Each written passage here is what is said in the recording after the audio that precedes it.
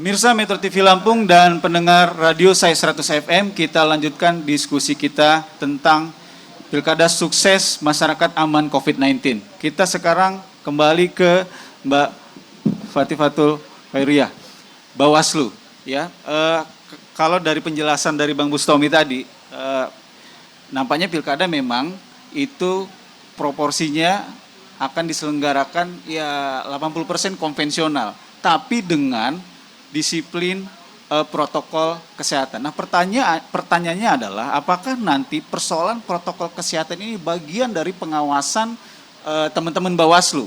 Apakah ini juga nanti bakal menjadi sesuatu yang memang istilahnya sifatnya itu rigid gitu loh, harus dipatuhi?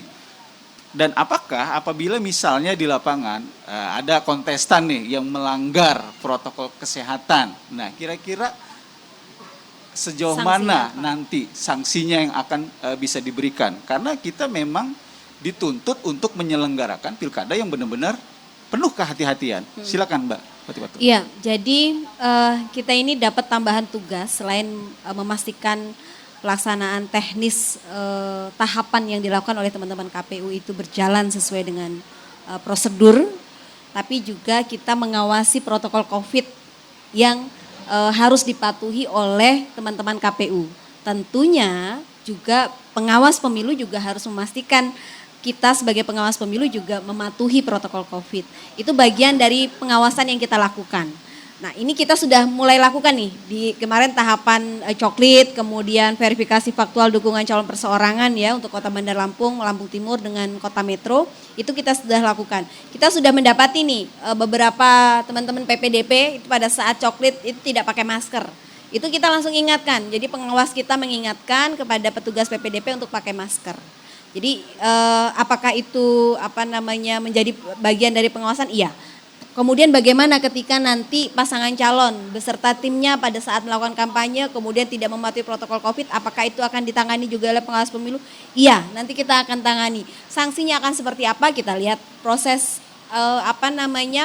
persoalannya begitu ya. Bisa jadi misalnya nanti kita akan rekomendasikan karena Pak Yusuf Kohar ngumpulin orang 100 orang di gedung yang jumlah kapasitasnya 100 orang begitu, mestinya kan kalau menurut peraturan KPU kan hanya 50 orang karena kapasitas gedungnya 100 orang. Bisa saja nanti kami rekomendasikan Pak Yusuf Kohar tidak bisa berkampanye selama 1 minggu misalnya.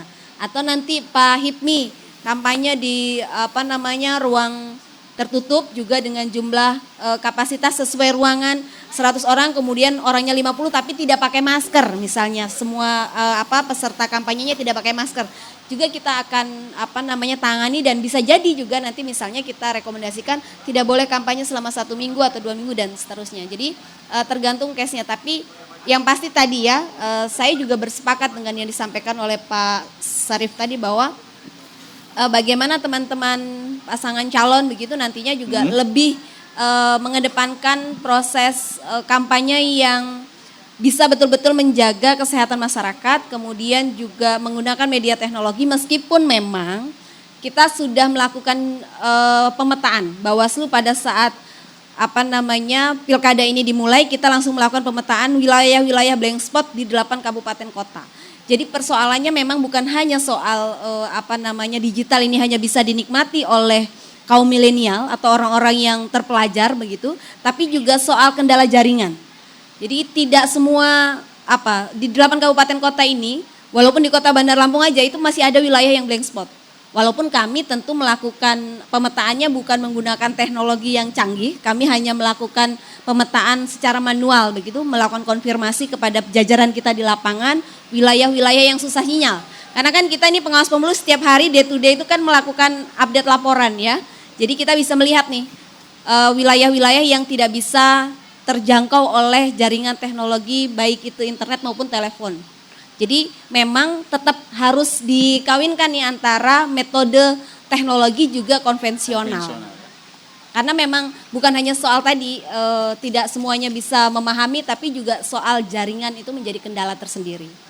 Ya, kira-kira untuk metode yang konvensional pasti Bawaslu sudah berpengalaman ya, karena itu yang memang sudah kerap dilakukan dalam pilkada. Nah, untuk yang baru-baru ini seperti apa aturan mainnya? Seperti Bang Bustomi bilang tadi, ya akan ada media digital dan lain sebagainya. Kira-kira aturan main itu bakal seperti apa? Iya, kita punya pengalaman di pemilu kemarin, itu kan kita melakukan pengawasan media sosial itu fokus kita terhadap konten-konten yang berbau sara. Kemudian isu-isu yang kemudian black campaign begitu, kita sudah lakukan. Kita kerja, ini baru-baru ini kita 2 hari yang lalu Bawaslu sudah bekerja sama dengan Facebook. Kita juga bekerja sama dengan Polri, cybercrime-nya ya. Itu kalau pengawas pemilu kan nggak punya alat canggih nih untuk melihat secara teknologi itu menggunakan alat canggih. Tapi nanti kita akan membentuk tim untuk pengawasan di media sosial menggunakan cara yang manual. Misalnya pengawas kita dalam setiap wilayah itu kan punya media sosial. Nanti kita harus awasi semua media sosialnya pasangan calon baik yang didaftarkan ke KPU maupun yang tidak. Maupun yang tidak ya? Yap. Baik, artinya Bawaslu akan memantau aktivitas Akan membentuk calon tim ya? cyber. Tim cyber, wah tim cyber jadi tidak hanya kepolisian saja yang punya tim cyber ya. Cyberlu namanya. Cyberlu. Artinya setiap calon nanti akan dipantau aktivitas di media sosial, Ya, di pasti. platform digitalnya. Oke, sekarang kita kembali lagi nih ke calon. Ya, dengan paparan dari penyelenggara, tadi kira-kira bagaimana Bang penerapannya ketika masuk ke masa kampanye tentunya. Bang Hipmi dulu silakan. Ya, terima kasih. Dalam aturan PKPU kan memang ada sanksi administratif dan pidana. Oleh karenanya tentu hal ini kita hindari semua. Apalagi di masa pandemi COVID ini kita menggunakan protokol kesehatan. Tentu kalau kita lihat sanksinya adalah sanksi administratif untuk masalah protokol kesehatan COVID, tidak sanksi pidana. Iya. Ini pun harus kita taati karena seorang kontestan ketika waktunya tersita karena oleh pelanggaran juga capek juga. Oleh karenanya saya mengimbau kepada teman-teman di tim sukses kita tetap mengikuti aturan protokol COVID-19 ini. Kenapa? Kita ingin bahwa kita berjalan itu apa yang kita sampaikan sampai kepada masyarakat. Jangan kita banyak disita waktu oleh pelanggaran, walaupun sifatnya administratif. Iya. Walaupun memang kita juga tidak bisa menghindari sebenarnya. Apalagi kan peraturan di protokol COVID-19 ini kan memang ini kan Bawaslu kan hanya mengawasi. Ini kan peraturan memang dari Satgas Covid dari himbauan pemerintah. Awasi walaupun sanksinya saya yakin administratif sifatnya. Mungkin dengan membuat si calon tidak boleh kampanye dalam 3 hari. Si calon loh, bukan tim. Kalau Iya. tim kan boleh kan? Artinya saya tampil istirahat dulu 3 hari kalau kita melanggar terpaksa kan? Ya kan? Jadi Nawar ya. iya, artinya kan ini bicara calon. Tapi kalau tim kan banyak. Oleh karenanya salah satu metode kita adalah strategi kita memperbanyak juru bicara, kemudian menggunakan smartphone untuk lebih kita menguasai lapangan ketika masyarakat dan media kampanye lain seperti APK. Karena saya yakin bahwa Lampung Selatan dengan mata pilih 700.000 lebih, kita untuk ketemu 50% dengan waktu yang singkat ini tidak mungkin lagi.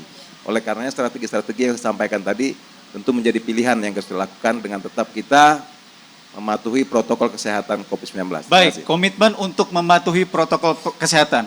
Kita catat itu bareng-bareng ya, kita lihat nanti di Lampung Selatan seperti apa. Oke, pemirsa Metro TV Lampung jangan kemana-mana karena saya akan mengajukan pertanyaan ke Bang Yusuf Kohar terkait persoalan yang sama. Tetap bersama kami setelah jeda pariwara berikut.